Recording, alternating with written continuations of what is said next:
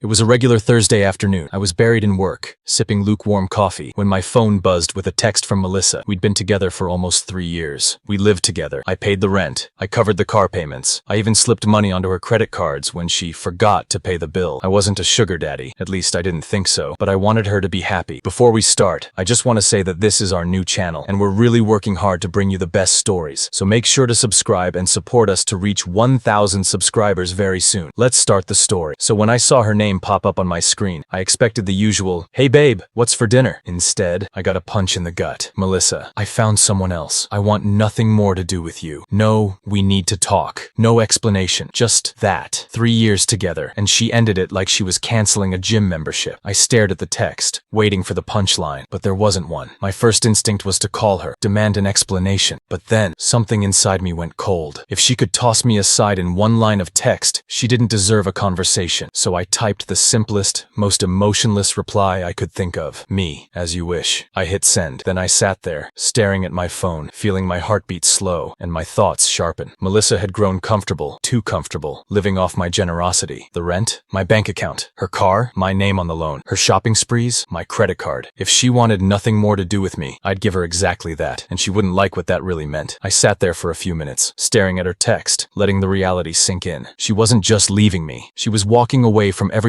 I'd built for her. I opened my laptop. First stop, our joint bank account. Technically, it was my account that I'd let her have access to. A few clicks later, her debit card was frozen. Next up, her credit card. The one she used for everything from quick grocery runs to $300 Sephora hauls. Cancelled, effective immediately. Then came the big one, the rent. The lease was in my name, which meant I had the legal right to terminate it. And since she had no income to speak of, she couldn't take it over. I sent the landlord an email letting him know I'd be vacating at the end of the month. By the time I was done, every financial lifeline she'd been clinging to was gone. No more dinners on my dime. No more salon appointments. No more surprise Amazon packages showing up at the door. It felt good. Not in a petty way. Okay, maybe a little petty, but in a liberating way. I didn't tell her. I didn't warn her. I just let the dominoes fall. And sure enough, it didn't take long for the fallout to begin. The first sign? A flurry of missed calls from her. Then texts. "Melissa, hey, my card's not working. Did you forget to pay the bill?" Melissa, "Hello? I'm at the store and it's declining." Melissa, "Seriously, what's going on?" I didn't reply. She wanted nothing more to do with me? She was getting it. In high definition. By day 3, the tone of her messages had shifted from confused to downright hostile. "Melissa, what the hell is wrong with you? This is financial abuse." Melissa, "You can't just cut me off like this." Melissa, "Do you know how embarrassing it is to have my card declined in front of people?" I read every message, then slid my phone back into my pocket without responding. She'd gotten comfortable, too comfortable, living a life funded by me. When we first met, she was working part-time as a barista, but as soon as we moved in together, and I offered to cover the bills until she got on her feet, her ambition vanished like steam off an espresso machine. The thing about funding someone's lifestyle is, they start to believe they're entitled to it. By day 5, the panic had really set in. She showed up at my office, a bold move considering she'd just dumped me via text a week prior. I watched her through the glass door, standing there in a designer coat I paid for, holding a half-empty Starbucks cup. She didn't even get a chance to talk to me. Security intercepted her before she could step foot inside. That night, my phone buzzed with an email. The subject line, "Legal matter, urgent." It was from her attorney. Apparently, Melissa was claiming I'd unfairly stripped her of financial support and left her without means to sustain her standard of living. I almost laughed out loud. She wasn't my wife. We had no kids, no joint assets. She was just my ex-girlfriend. Still, I decided to play it smart. I replied with a short, professional message. Per Melissa's text on date, she expressed that she no longer wished to have anything to do with me. I am simply respecting that request. No emotions, no explanations, just her own words, in writing. Her attorney's next email was longer, much longer. It was full of legal jargon, implied financial obligation, detrimental reliance, unjust enrichment. Basically, they were trying to argue that because I'd been supporting her for over a year, I was obligated to keep doing so. Cute. They were throwing legal spaghetti at the wall, hoping something would stick. Instead of panicking, I pulled out my own ace. See, Melissa hadn't just been a freeloading girlfriend. She'd been living in my condo. My name was the only one on the lease, and she'd never paid a cent toward rent or utilities. So I drafted a short letter, attached a 30-day notice to vacate, and sent it to her via her lawyer. Her response came fast. "Melissa, are you serious? Where am I supposed to go?" Oh, the irony. 7 days ago, she'd told me she wanted nothing more to do with me. Now she wanted the comfort, the roof, the credit card, the dinners, the vacations, all the things she said she could live without. But here's the kicker. I also had proof she'd been cheating long before her breakup text. Photos, screenshots, dates, times. I'd kept them for my own closure, but suddenly they became leverage. When her attorney hinted at taking this matter further, I calmly replied, I have documented evidence of Ms. Melissa's breach of trust during our relationship, which I am prepared to submit should this proceed in court. I believe we can both agree it's best to avoid unnecessary exposure. Silence. 2 days later, her lawyer withdrew representation. 2 weeks after her lawyer bailed, I got a knock at my door. It was Melissa. She didn't look like the glamorous, always put-together girl I'd once dated. Her hair was messy, makeup smudged, and she was wearing the same hoodie I'd last seen in my closet. Melissa, can we talk, please? I let her in, not because I wanted to reconcile, but because I wanted to hear exactly how far she'd fallen. Turns out, someone else wasn't the wealthy dream guy she'd painted him to be. He was broke. Worse, he'd already moved on to another girl. She'd lost her job months ago, burned bridges with her friends, and now, without my cards, she had nothing. Melissa, I made a mistake. I was stupid. You didn't deserve that text. I listened. I nodded. I even let her cry for a bit. But when she reached for my hand, I pulled away. Me, Melissa, you didn't just break up with me. You cut yourself off from the life I was giving you. That's what you wanted, and I respected your wish. She begged to move back in just for a little while. I told her no. I reminded her of the last thing she texted me. I want nothing more to do with you. And then I gave her my last words, the same ones I'd sent when she ended it. Me, as you wish. I closed the door, locked it, and for the first time in months, I felt free.